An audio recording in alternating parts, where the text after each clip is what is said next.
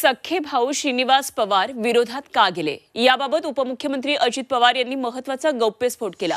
Zee 24 तासचे कार्यकारी संपादक कमलेश सुतार यांनी घेतलेल्या या टू द पॉइंट मुलाखतीमध्ये ते बोलत होते।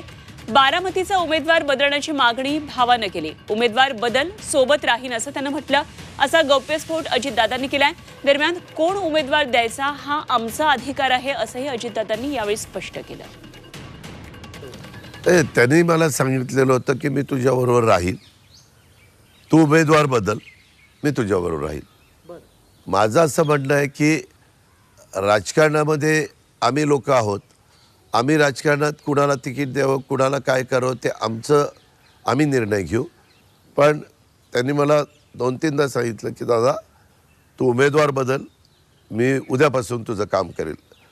त्याचा अर्थ मला कळला नाही। मी त्याला विचारलं, तो म्हणला बाकी मला काही विचारू नको, मला एवढंच तुला सांगायचं। तेव्हा अजित पवारांची ही टू द पॉइंट मुलाखत आज दुपारी 12 वाजता तुम्हाला पाहता येणार आहे, फक्त झी 24 तासवर।